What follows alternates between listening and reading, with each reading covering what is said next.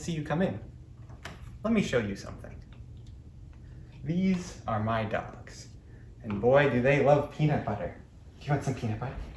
Do you want some peanut butter puppers? Do you want some? Yeah, yes you do. Well, too bad. Now, how did that make you feel? Upset? Surprised? Angry? That makes a lot of sense, but today we're not only going to discuss how that made you feel, but we're also going to discuss how it made you feel. By what mechanism?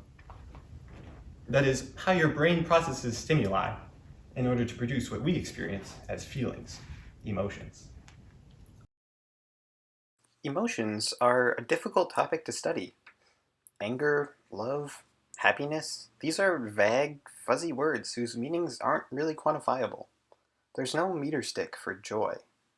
But through careful analysis of brain chemistry, neuroscience, and human behavior, we can learn a lot about how our brains create feelings, and how those feelings in turn affect us.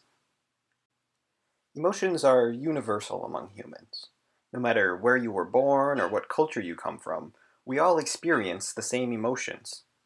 If you were to visit an island completely isolated from your native culture and language, the people there may not be able to understand a word you say, but no matter how little you had in common, you could still recognize each other's smile. In fact, there are believed to be about 7 universal, simple emotions that are directly tied to facial expressions. Happiness, surprise, sadness, fright, disgust, contempt, and anger. Facial responses like these are called inherent behaviors. Even people who are born blind and have never seen another face make these faces when experiencing an emotion. Just like you never have to learn how to breathe or blink or pull your hand away when you touch a hot stove, you never learn emotions. They're hardwired into your brain.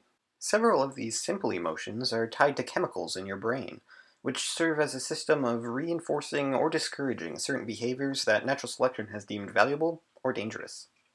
Eat a snack when you're hungry, especially something with lots of energy-rich sugar or fat, and boom, your brain gets a hit of dopamine, a neurotransmitter which triggers the neurons in your brain's reward center. That's why ice cream is so delicious, and why you feel happier when you have a full belly. On the other hand, when your brain is low on dopamine, you tend to be irritable, easy to upset, and motivated exclusively to seek whatever your brain is telling you you need. Of course, there are also more complex emotions. There is no chemical you can inject in someone's brain to make them feel jealousy or love. Such higher-level emotions are not merely the result of chemical balance in the brain. They are complex down to the neuron.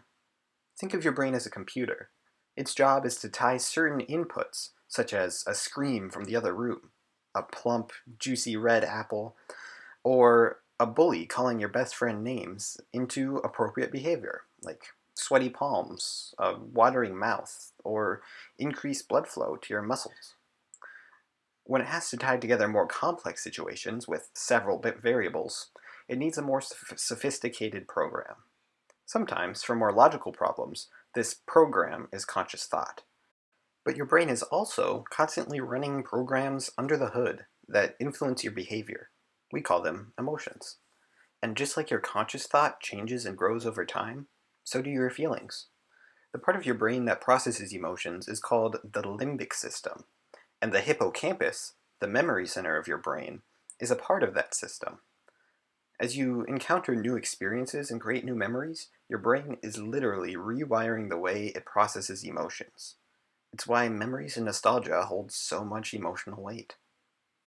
So the next time you just can't help singing and crying along to Adele's Someone Like You, or are overwhelmed with bittersweet memories of your friends who've moved away, you can thank your limbic system, because it quite literally gives you the feels.